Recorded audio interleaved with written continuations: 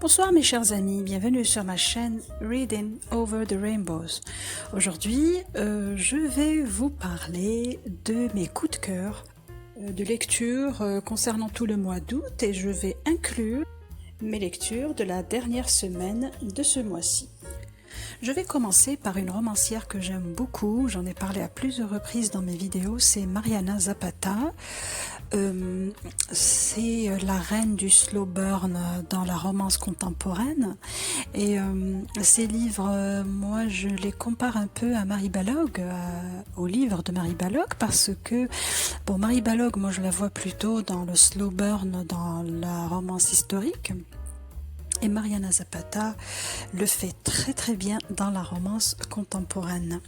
On va parler aujourd'hui d'un livre qui m'a vraiment subjuguée, c'est All Roads Lead Here. Cette romance de Mariana Zapata a été traduite en français, mais elle a gardé quand même son titre en anglais. Les héros sont Aurora et Rod. Donc c'est l'histoire de Aurora qui va retourner dans sa ville natale, Pagosa Springs, dans la montagne, après avoir été larguée par son petit ami, et cette relation a duré plus de 14 ans. Elle va louer un petit espace mis à sa disposition par Tobias Rod et son fils Amos, et là va commencer une très très belle histoire comme on a l'habitude avec Mariana Zapata.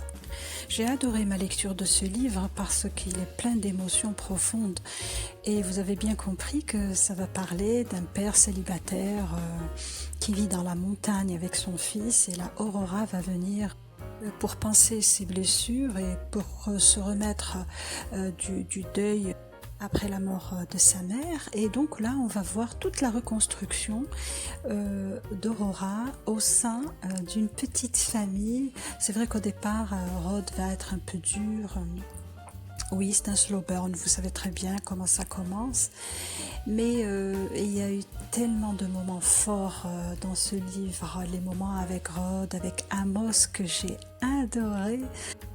Au début, Mariana Zapata va plutôt installer les personnages, installer l'histoire comme d'habitude, et l'histoire est très très forte. En ce qui me concerne, moi je trouve que la romance va commencer plutôt à la deuxième moitié du livre, et c'est là où on va voir que Rod va, au début va être un peu difficile, mais après il va devenir un grand protecteur de Aurora. Il faisait de son mieux pour être là pour elle, pour la protéger, pour lui venir en aide. Mais je ne vais pas spolier, donc j'ai tout aimé dans ce livre. La relation qui va se construire au fur et à mesure entre Rod et Aurora est splendide. Donc je vous conseille de lire All Roads Lead Here de Mariana Zapata et je lui donne un 5 sur 5. Je passe maintenant à un autre coup de cœur de Devnier Perry, ça s'appelle Juniper Hill, et c'est le tome 2 de la série The Edens. C'est l'histoire de Memphis Ward qui arrive à Quincy dans le Montana. Elle a décidé de quitter la vie de luxe et sa famille autoritaire à New York pour prendre un nouveau départ pour elle et son fils Drake. Et là où elle va, son fils peut courir librement dans les grands espaces et avoir un chien. Et elle se retrouve temporairement locataire dans le loft de Knox Eden, notre héros, magnifique, beau, dur, caractériel, tatoué, mais Memphis sait que cet homme ne pourra jamais être le sien parce qu'elle ne se fait pas confiance. Knox est le propriétaire et le chef cuisinier du restaurant de la résidence familiale. Donc il aime son espace, il aime la paix, la tranquillité, jusqu'à ce que Memphis et son bébé, qui pleure chaque nuit, vont chambouler sa vie et vont lui faire rappeler certains côtés de son passé. Donc jour après jour, nuit après nuit, Drake va pleurer et donc Knox va essayer de ne pas interférer, mais avec le temps, il va pousser la porte du loft pour aider Memphis. Et et là, je vais pas spolier. Mon Dieu, l'histoire de Memphis et de Knox est superbe. Ils sont parfaits.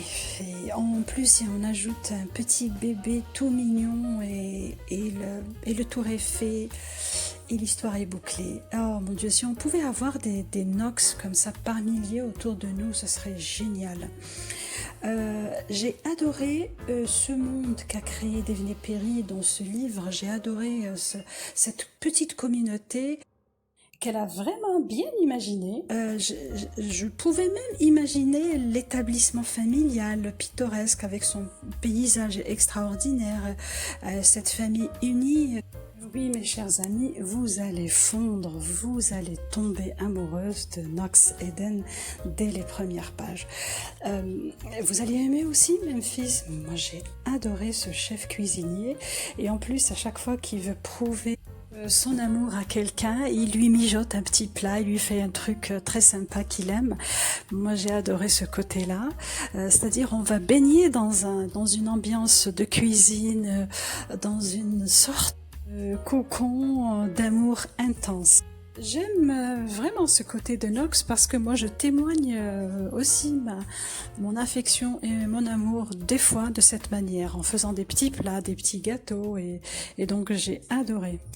Et je peux vous dire aussi que je classe Juniper Hill parmi les plus belles histoires et les plus belles romances que j'ai lues cette année et donc je vous conseille vivement de le lire.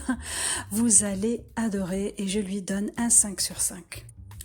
Je passe maintenant à L.J. Chen et avec sa série Sinners. La dernière fois, je vous ai parlé de Vicious, le tome 1 de la série que j'aime beaucoup, l'histoire. C'est vrai que c'est de la dark romance, mais la plume de L.J. Chen est parfaite dans ce sens, sans trop d'excès. Aujourd'hui, on va parler du troisième tome, Scandalous, et dans cette série, mes préférés sont le tome 1, Vicious, et le tome 3, Scandalous. Et je fais un petit clin d'œil à Julissa.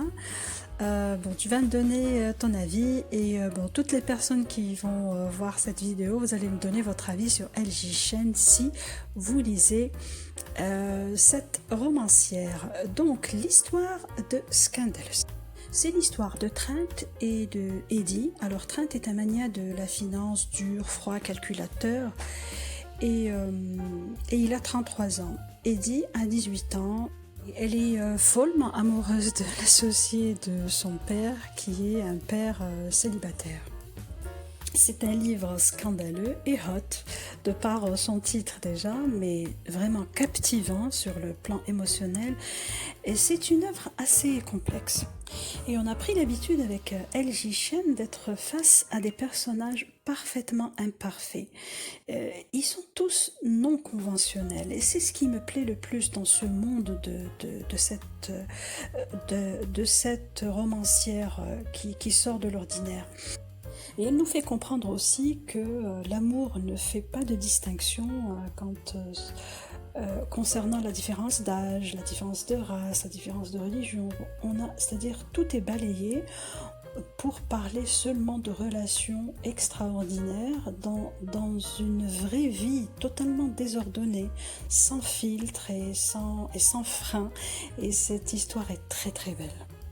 Evie, le personnage principal, est déterminée, elle sait ce qu'elle veut. Elle est mature quand même pour son âge, et donc c'est une femme qui sait ce qu'elle veut et elle va aller tout droit vers ce qu'elle veut et elle veut Trent. Et là, on va voir comment va se construire cette relation qui normalement est une relation taboue. Et Trent est le partenaire commercial du père d'Evie. Il est plutôt calme, maussade, et c'est pour cette raison qu'on l'appelle le muet. Et Evie va faire sortir une autre facette de lui parce qu'elle est jeune, elle a grandi d'une manière qui l'a rendue plus âgée, plus que son âge. Et l'écart d'âge ne les a jamais dérangés. Et donc l'histoire de Trent, qui est le troisième tome, est différente des autres tomes. Mais elle est cohérente quand même, captivante, sexy, avec beaucoup de sentiments, et donc j'ai adoré ma lecture et je vous conseille donc vivement de le lire et je lui donne un 5 sur 5. Je viens donc de vous présenter les deux tomes que je préfère dans la série Sinners de LJ Chen et le mois prochain je vous présenterai une autre série de cette romancière. Donnez-moi votre avis et dites-moi quels sont les livres que vous préférez de cette romancière. Maintenant, je vais passer en revue tous les coups de cœur du mois d'août, les livres qui m'ont vraiment touché au plus profond de moi-même, les 5 étoiles, les 6 étoiles, ceux qui ont vraiment compté dans ma lecture. Je vais commencer par Vague de l'Ouest de Brittany C. Sherry, on en a parlé bien sûr. C'est un coup de cœur pour moi, c'est une histoire qui m'a beaucoup plu et j'aime beaucoup le style de Brittany C. Sherry, donc essayez de lire ses livres et à chaque fois que j'en prends un, que je le lis, je suis vraiment époustouflée par son style et donc j'aime beaucoup. Je passe aussi à un livre de Lucy Score, j'en ai parlé la dernière fois, c'est Things We Never Got Over, je l'ai lu en anglais, il n'a pas encore été traduit.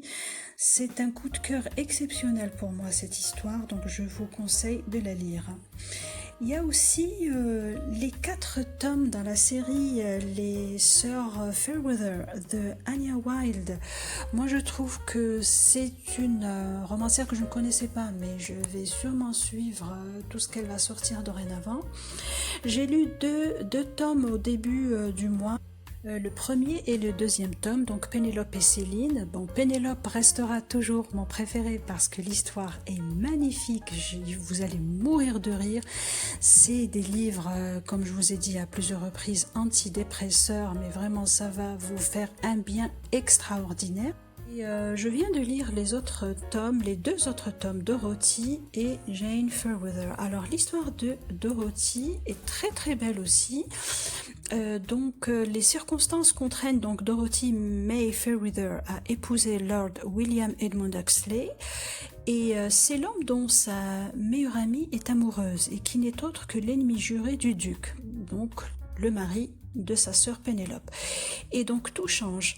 Il suffit d'un seul faux pas de Dorothy pour se mettre à dos tout ce qui compte le plus à ses yeux, et désormais seule et malheureuse, elle va devoir regagner l'affection de ses sœurs, du duc, de sa belle famille et de son nouveau mari, plus beau que nature. J'ai beaucoup aimé l'histoire, il y a toujours le côté funny, rocambolesque, frais, facile à lire. J'aime beaucoup le style de cette romancière et je lui donne aussi un 5 sur 5. J'ai beaucoup aimé les livres de Anya Wilde. Je passe maintenant au 4e tome. C'est celui qui m'a le plus touchée. Je ne sais pas pourquoi. Il y a Pénélope et Jane Fairweather que j'ai préféré. C'est l'histoire de Jane qui arrive en âge de se marier, mais Dieu l'en préserve, elle n'en a aucune envie. Donc c'est une artiste de talent et bien décidée à se faire un nom dans ce domaine exclusivement masculin. C'est alors qu'entre en scène sa mère, Mrs. Fairweather, une mère déterminée, prête à tout pour marier sa fille, hélas par la ruse. Donc Jane est prise au piège, contrainte à prononcer ses vœux en chemise de nuit, submergée par la honte. La pauvre Jane est arrachée à son morne quotidien de Flintshire et projetée dans le monde de son étrange belle famille.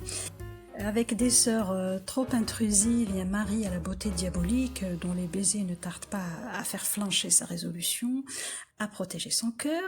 Et donc, on va être entraîné une autre fois dans une folie rocambolesque, une histoire d'une fraîcheur absolue. J'ai beaucoup aimé l'histoire de Jane parce que il va y avoir un peu plus de profondeur, moi je pense, avec un peu plus de sérieux et ça va vous toucher, mon Dieu, mais d'une manière géniale. J'ai beaucoup aimé ma lecture des 4 tomes des Sœurs Fairweather de Anya Wilde et je vous conseille vivement de les lire, ça va vous changer, vous booster, vous rafraîchir, vous faire du bien.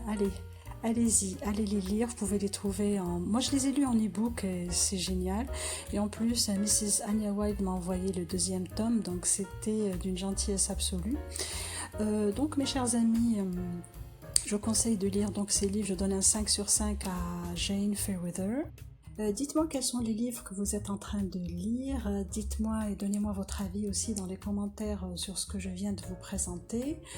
Et donc si vous avez aimé ma vidéo, likez-la et abonnez-vous et je vous dis au revoir et bonne lecture.